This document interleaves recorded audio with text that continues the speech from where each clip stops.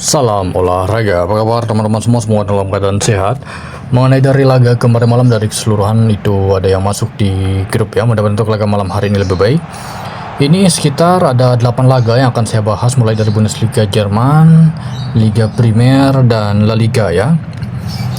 Oke, untuk laga ini terlihat Leipzig dengan formasi 4-3-3, Bayern Munich dengan formasi 4-2-3-1, 2 pemain akan absen untuk Leipzig, 3 pemain dari tim tamu Bayern Munchen ya. Munchen peringkat 1, Leipzig peringkat 3. Ini pertandingan papan atas dalam forma mencetak gol untuk kedua tim. Kandang dan tandang memang sangatlah tinggi dari 9 laga kandang dan lain-lain ya. Head-to-head terakhir 6-0 menang Bayern Munchen di kandang. Jadi untuk laga ini karena memang laga tandang Bayern Munchen kemungkinan besar Leipzig akan mampu mencetak gol, itu juga dengan Bayern Munchen. Saya mengira di laga ini akan mencapai lebih dari 3 gol ya untuk laga tuan rumah Leipzig menghadapi Bayern Munich.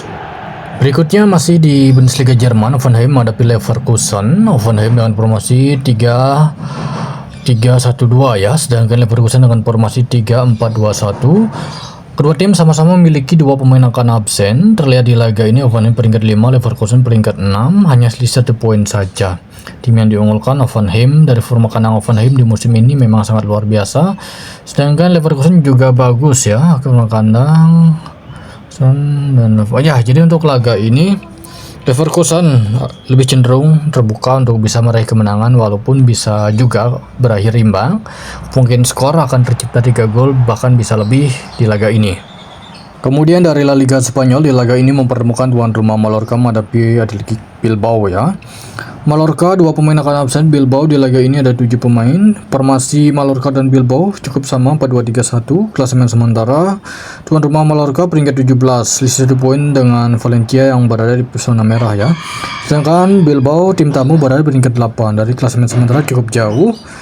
Jadi saya mengira di laga ini cenderung bisa berakhir di skor imbang ya. Nampaknya Mallorca akan cukup tangguh mengingat mereka bermain kandang.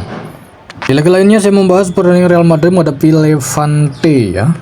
Jadi untuk laga ini Real Madrid selaku tuan rumah dengan formasi 4-3-3, sedangkan Levante dengan formasi 4-2-3-1. Real Madrid ada sekitar 5-6 pemain akan absen, begitu juga dengan Levante. Seperti yang kalian ketahui ya, di mana di laga sebelumnya dari lanjutan Copa del Rey itu Real Madrid dipermalukan oleh Albacete yang dari La Liga 2 ya, dengan skor 3-2 tersingkirnya Real Madrid. Dan itu juga menjadi suatu berita yang besar ya. Saya mengira di laga ini Real Madrid nampaknya akan membuktikan diri. Kemungkinan skor Real Madrid dan Levante ini akan ada 3 gol ataupun 4 dan lain-lain ya. Cukup banyak terjadi skor untuk laga ini. Menurut tafsiran saya untuk laga Real Madrid menghadapi Levante. Kemudian saya membahas pertandingan dari Liga Premier Inggris. Di laga ini mempertemukan tuan rumah Nottingham menghadapi Arsenal ya. Nottingham dan Arsenal dari klasemen sementara memang sangatlah jauh ya. Kalian bisa melihat Arsenal puncak klasemen, sedangkan Nottingham ini berada di peringkat 17. Oke. Peringkat 4 dari bawah ya.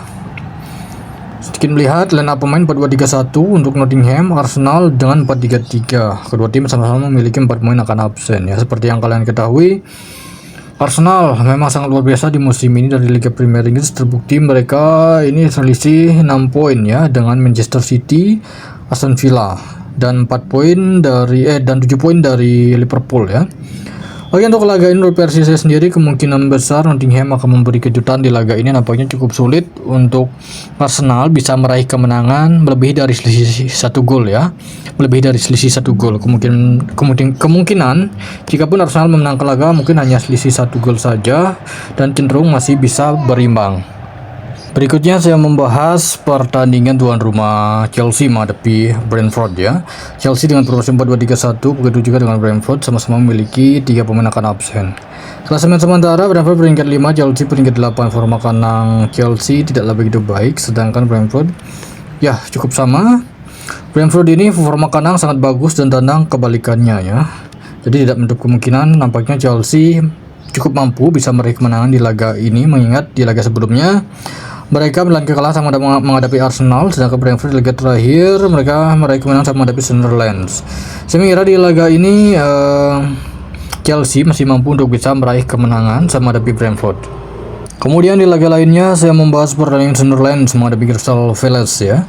Terlihat di laga ini Sunderland dengan formasi 4-2-3-1 sedangkan Crystal Palace dengan formasi 3-4-2-1. Ada 4 pemain akan absen untuk Sunderland. Crystal Palace di laga ini terlihat ada 6-7 pemain. Klasemen sementara Sunderland peringkat 10, Crystal Palace peringkat 13. Jadi untuk laga ini kemungkinan besar dalam forma mencetak gol cukup mampu mengingat dari 5 laga terakhir untuk Sunderland tidaklah begitu bagus, begitu juga dengan Crystal Palace. Saya mengira di laga ini kedua tim akan mampu mencetak gol, kemungkinan skor minimal jika ada mungkin 2 bahkan bisa lebih untuk laga Sunderland menghadapi tim tamu Crystal Palace ya. Kemudian memasuki laga terakhir saya membahas pertandingan tuan rumah Manchester United menghadapi Manchester City ya, ini derby Manchester ya. Terlihat di laga ini untuk tuan rumah Manchester United ada 3 pemain mereka yang akan absen, sedangkan untuk kubu tim tamu Manchester City ini terlihat ada 6 pemain ya, 6 pemain yang akan absen. Untuk laga ini terlihat 4-2-3-1 untuk formasi Manchester, sedangkan untuk City dengan formasi 4-1-4-1. Klasemen sementara Manchester peringkat 7 sedangkan City peringkat 2, selisih 6 poin dengan Arsenal yang berada di puncak klasemen ya. Sementara di laga ini terlihat dari head to head forma kandang saat menghadapi tim tamu City, Manchester United ini bisa dikatakan cukup baik ya, cukup sulit untuk City untuk bisa meraih kemenangan. Jikapun menang mungkin hanya selisih 1 gol saja. Cenderung laga ini bisa berakhir di skor imbang. Nampaknya Manchester akan memberi kejutan dan mampu mengimbangi Manchester City.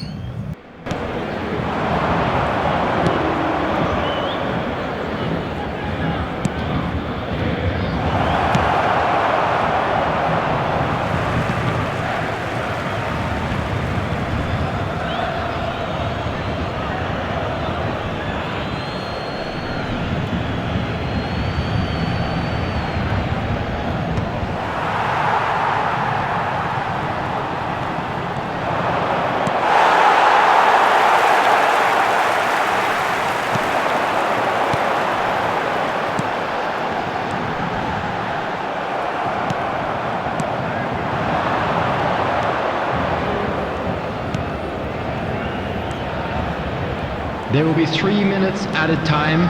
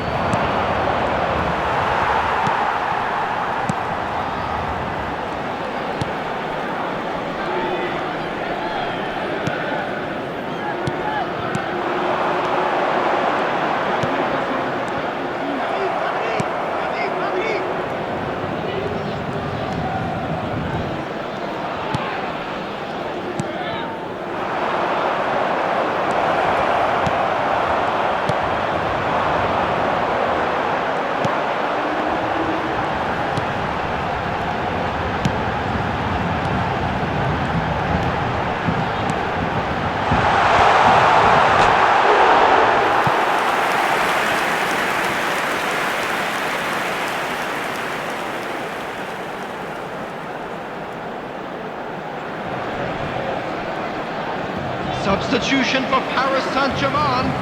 Number 26, Kagawa. Coming on to replace him is number 22, Thomas Rashitsky. Substitutions taking place.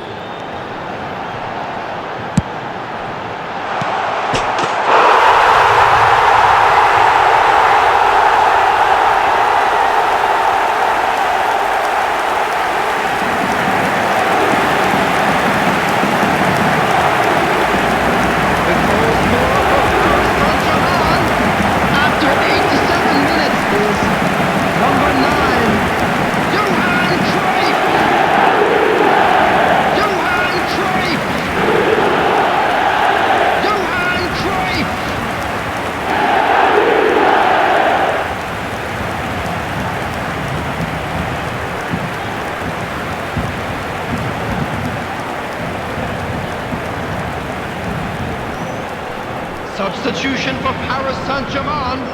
Number 7, Rui Costa. Number 29, Kai Havertz. Coming on the field, number 8, Barella. Number 20, Dennis Law. Substitution, 4 added minutes has been indicated.